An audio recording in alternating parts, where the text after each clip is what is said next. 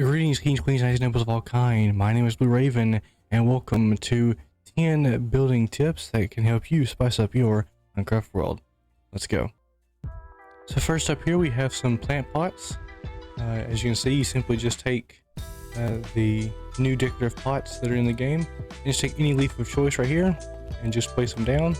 And then you can put however many you want on here, as you can see, and it acts as a little pot. So it's a nice decoration.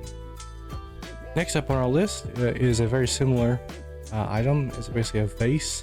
As you can see, here's the pot as it is, and here's one with a new cherry blossoms happening in it.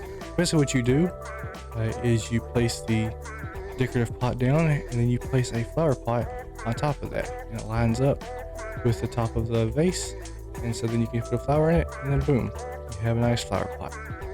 Third, here we have some pink carpets. Basically it just kind of gives a more of a clumped up feeling for the flower petals here. So you can place these down like this and make them very clumped together, or just a little bit, but this kind of gives a little bit of indication that they've been kind of clumped up a bit more. And I think it overall adds a nice effect to the underside of the tree. Here we have some totem poles. So these are cool for telling little stories, or for just using them as decorations. Essentially you're just using the pots that you get from the shards, and you're just putting them in any order, and you can do them as tall or short as you want. I just did 3. I think that's what looks the best, but you can do any of them. You can do as many as you like. You can do 4, you can do 5. Here we have something similar, basically just kind of clay drawings. I basically kind of figured out that you can do this with item frames as well, if you did want to use 4 of them. Actually, you can just use 1 to make these pots and just have it on one side. But if you wanted to use them as a bit of a smaller drawing, then you can put them in item frames like that, and you can see it matches up right here. But you can do it in any way, of course. You can switch these out like this, and you can have maybe you have like this. So it acts as the same thing essentially. If you just want it in a bigger form, you can do this one. If you want it in a bit of a smaller form, and you can use this technique right here. Next up, we have some oil lamps, which I thought was pretty cool. Essentially, you just want to take either a torch or a candle, whatnot, and just place your decorative pot down, and then place your candle there.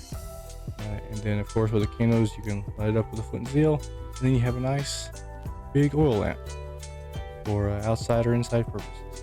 Really cool design for if you have a farm on your world, and if you grew up on a farm or happen to grow up with grandparents that were on a farm, or maybe even your parents, then you would know this looks like a butter churner. So essentially you can take either an in rod or a lightning rod, because those are the ones I think that work the best. You just take your decorative pots, put your in rod in one, and then for your lightning rod you have to put it upside down. So just take 2 more pots, place one up like that, break it, and then place it upside down, and then there you go. You have your butter churner. If you're adding some mini games to your world, or you just want to kind of spice it up and make a nice golf course, this would be a good way to make a hole for your golf course. So essentially, you just take the pot right here and you put it in the ground, and because this part right here is more of just a entity and not really a part of the block, you can place it right there and it'll stick up. If you like particles, then you might want to use this trick.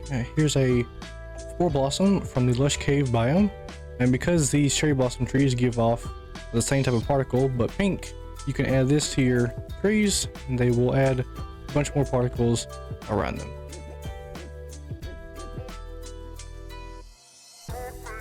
And last but not least, we have a thing I call runic inscriptions. So this can kind of go well with the clay ones over there. I just think that the templates for the new armor trims they look a lot like runic inscriptions that you would see maybe in like Norse mythology or whatever, and so you can use them for, maybe you take the pots and you put a story above it, and then you have below it a runic inscription, basically telling the story as if they would have in their native language. If these tips and tricks helped you in any way, then make sure to leave a like on the video and subscribe to see more from me.